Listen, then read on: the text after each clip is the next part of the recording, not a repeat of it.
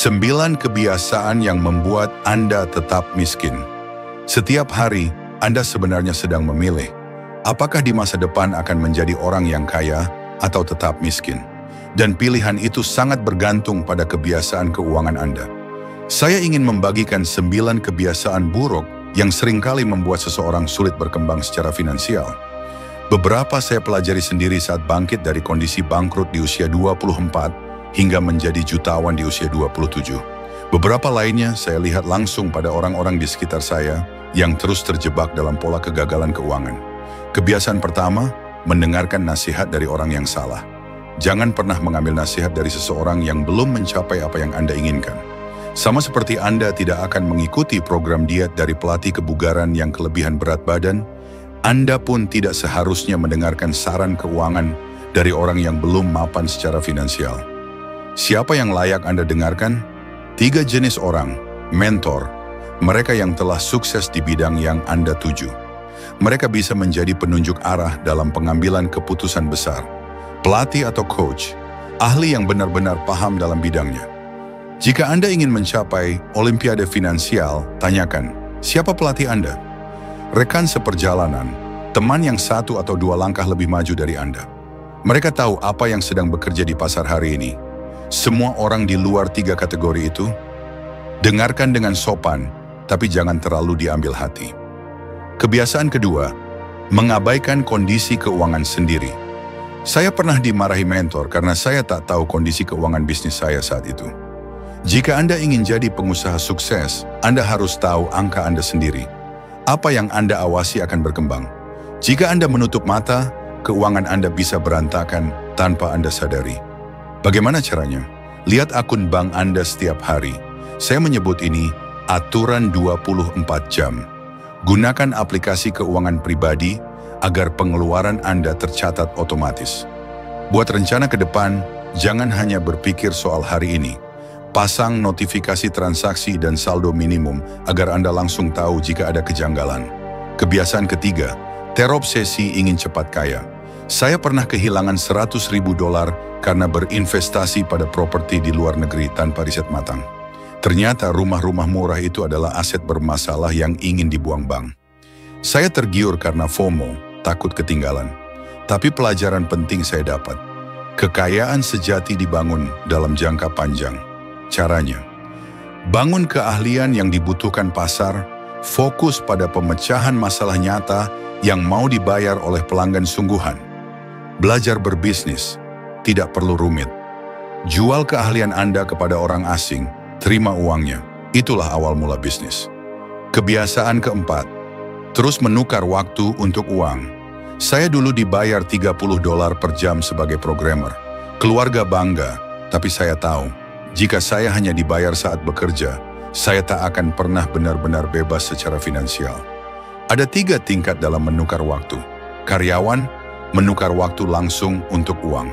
Pengusaha, menggunakan uang untuk menyewa waktu orang lain dan mendapatkan lebih banyak waktu untuk menciptakan uang.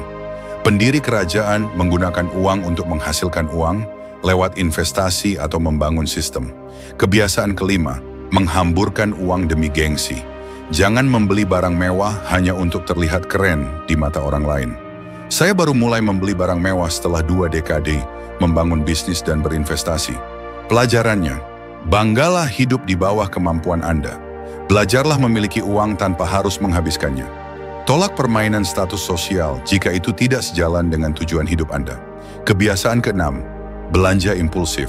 Saya pun pernah mengalaminya. Duduk sambil scroll TikTok, lalu kirim tautan belanja ke asisten saya untuk membeli barang-barang kecil yang tak penting. Tapi saya bisa melakukannya sekarang karena saya dulu melatih diri dengan menunda kepuasan. Menunda kepuasan lebih kuat dari bunga berbunga. Jika Anda bisa menahan diri untuk tidak membeli sekarang, Anda memberi ruang bagi impian Anda tumbuh. Dulu saya mengikat pembelian besar dengan pencapaian tertentu. Hadiah setelah kerja keras, bukan hadiah tanpa sebab. Kebiasaan ketujuh, mengorbankan waktu untuk menghemat uang. Orang yang terus-menerus kekurangan uang cenderung menggunakan waktunya untuk menghemat uang.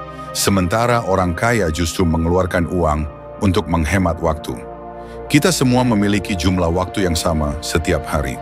Jadi, satu-satunya cara untuk berkembang adalah dengan mencari leverage, daya ungkit. Saya ingat ayah saya menghabiskan setiap hari Minggu untuk memotong rumput di rumah-rumah sewanya. Saat saya tanya mengapa tidak menyewa tukang kebun, padahal beliau mampu membayarnya, jawabannya adalah karena ia menyukainya. Tapi ketika saya usul agar ia juga menawarkan jasa potong rumput ke tetangga, ia menolak. Ternyata ia tidak suka melakukannya. Ia hanya tidak ingin membayar orang lain. Ini pola pikir yang membatasi pertumbuhan. Di kehidupan pribadi maupun bisnis, ada banyak tugas kecil yang bisa Anda delegasikan. Mencuci pakaian, belanja, membersihkan rumah, menjawab email, menjadwalkan pertemuan. Semua itu bisa menyita waktu 5-15 jam per minggu yang seharusnya bisa Anda gunakan untuk merawat diri atau mengembangkan keterampilan baru yang lebih bernilai. Saya sendiri memakai rumus sederhana yang saya sebut buyback rate.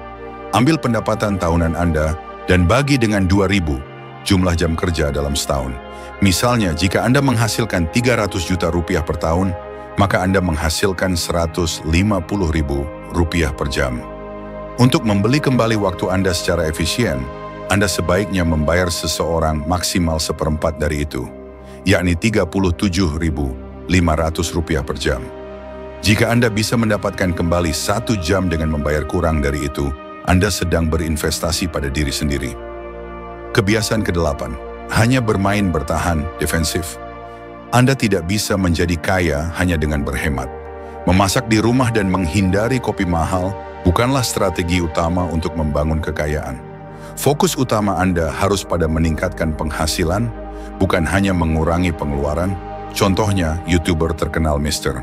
Beast selalu menginvestasikan semua penghasilannya kembali ke kontennya. Ia bahkan pernah harus menjual kerja sama merek karena biaya produksi videonya melebihi tabungannya. Saya juga pernah menghabiskan uang terakhir saya untuk menyewa pelatih bisnis karena saya merasa putus asa di usia 23 dan ingin sukses. Mentalitas kelangkaan hanya membuat uang menjauh. Anda harus bermain untuk menang, bukan hanya bertahan agar tidak kalah. Investasi awal yang penting antara lain keterampilan. Investasi dalam edukasi adalah satu dari 2 anggaran tak terbatas yang saya izinkan untuk anak-anak saya. Buku, kursus, pelatihan, semuanya oke. Jaringan. Untuk tumbuh, Anda harus berada di lingkungan yang tepat. Terkadang, Anda harus membayar untuk bisa masuk ke komunitas yang berkualitas. Waktu, gunakan uang untuk membeli kembali waktu Anda agar Anda bisa fokus pada hal-hal yang lebih bernilai. Kebiasaan. Ke-9, menjadikan uang sebagai tujuan. Akhir kesalahan terbesar adalah menjadikan uang sebagai tujuan. Uang hanyalah alat, tanpa makna ia hanya selembar kertas. Setelah saya menjual perusahaan pertama saya dan mendadak menjadi jutawan, saya justru merasa kehilangan arah.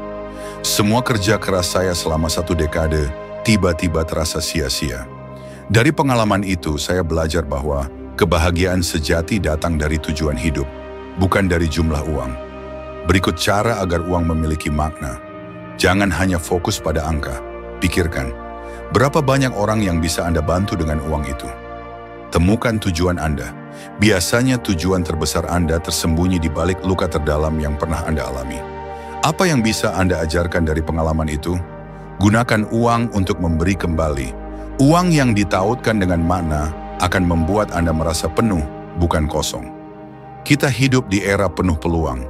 Anda memiliki akses ke internet, pengetahuan, alat, dan orang-orang hebat. Anda punya jauh lebih banyak dibandingkan manusia 300 tahun lalu. Fokuslah pada kemungkinan, bukan keterbatasan. Kalaupun Anda gagal, pelajaran dari kegagalan itu akan menjadi aset berharga di masa depan, lebih bernilai dari uang yang pernah Anda hilangkan.